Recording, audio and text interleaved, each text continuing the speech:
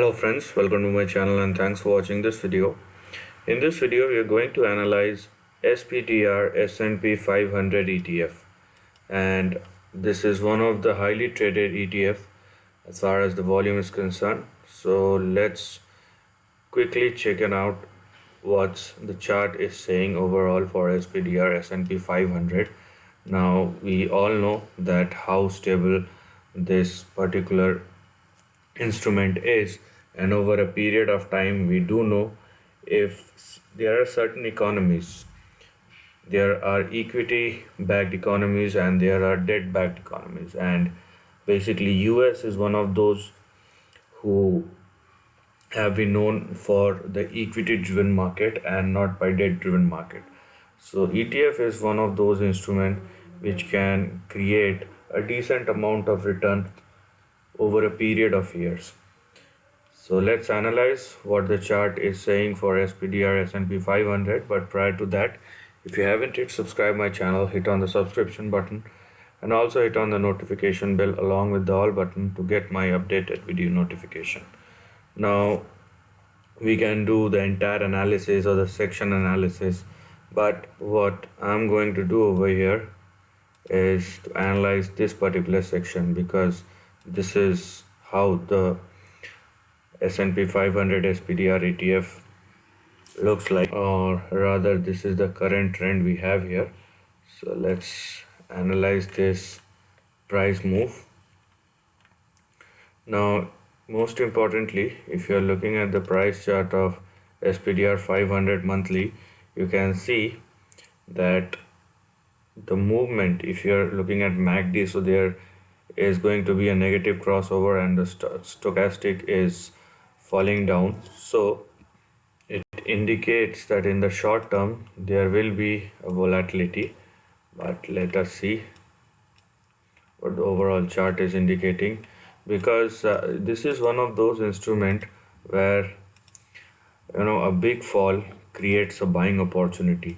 And we do understand one thing, that we don't know which stock is going to recover, but we do know the overall index will definitely recover.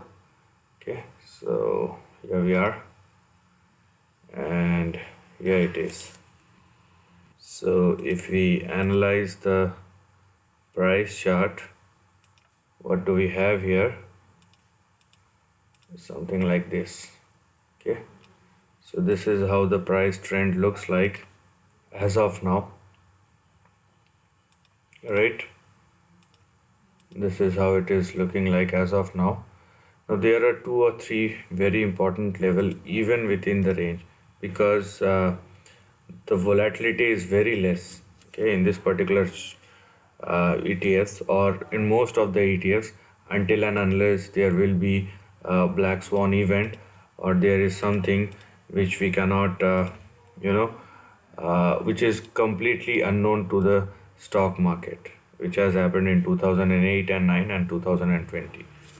So right now the levels that we are going to look at on the downside as your immediate or important support levels are 391, 333, and your big support or stop loss at 275. Now it does not mean that I'm saying that it's going to fall down to 275 or 333, but these are all probabilities which we are going to consider, because what will happen that in this kind of scenarios it will move like this, and there is also a probability that it will move like this and continues to start moving higher, and it will move higher even though it looks like this is going to fall or there will be volatility ahead. So it's better we know our better buying areas or zones which we may consider this ETF if we are interested to buying in. So these are your 3 important levels. Else, if this trend continues, then the bigger range or the long-term trend is in between $500 and $600 on the upside.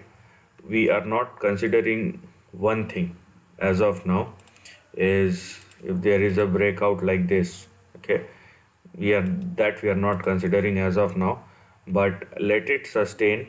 Okay, let the volatility vanishes, and then we will see how this is going to move. As of now, as I told you, there are three important levels to look at, but these levels will definitely be a buying opportunity rather than selling. And if this moves, what you can see over here, or the way SPDR S&P 500 ETF is moving, is something like this.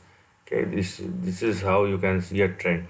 So there is also a probability that this becomes flat and continues to move higher, and that's why I'm saying that it should be, or it is in between $500 and $600 on the upside as far as the target is concerned. So let us see how this is going to move. So this is the end of the video. Thanks for watching.